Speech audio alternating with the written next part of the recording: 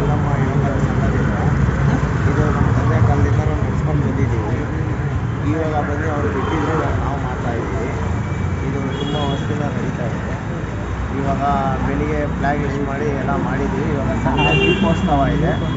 ಇವಾಗ ದೀಪ ಅಂಟಿಸಿ ಪ್ರಸಾದವನ್ನು ಸ್ವೀಕರಿಸ್ತಾ ಇದ್ದೀವಿ ಸರ್. ಎಲ್ಲ ಮಾಡ್ತಾಯಿದ್ರು, ಕಣ್ಣುಗಳೆಲ್ಲ ಇರಿಸಿ ಅನ್ನಮಾಲ ತುಳಸಿ ಎಲ್ಲ ಮಾಡ್ತಾಯಿದ್ರು. ಇವಾಗ ನಾವು ಸಿಂಪಲ್ಲಾಗಿ ಮಾಡಿದ್ವಿ, ಮುಂದೆ ಮಾಡಬೇಕು ಅಂತ ಇದ್ದೀವಿ ನಾವು ಅದೇ ಥರ ಇದ್ದೀವಿ. ನಮ್ಮ ಫ್ರೆಂಡ್ಸ್ ಮಾತ್ರ ಮಾಡ್ತಾಯಿದ್ವಿ, ಎಲ್ಲ ಸಹಕಾರ ಕೊಡೋರು.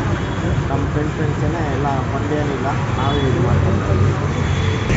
ನಮ್ಮಲ್ಲಿ ನಡೀತಾ ಇದ್ದೀವಿ, ನಮ್ಮಲ್ಲಿ ನಡೆಸ್ತಾ ಇದ್ದೀವಿ. ಹಾಂ, ನಾವು ಚಿಕ್ಕ ವಯಸ್ಸಿಂದ ಇದ್ದಾಗೆಲ್ಲ ನಮ್ಮ ತಂದೆಯವರು ಅವ್ರ ಫ್ರೆಂಡ್ಸ್ ಎಲ್ಲ ಸೇರಿ ಮಾಡ್ತಾಯಿದ್ರು.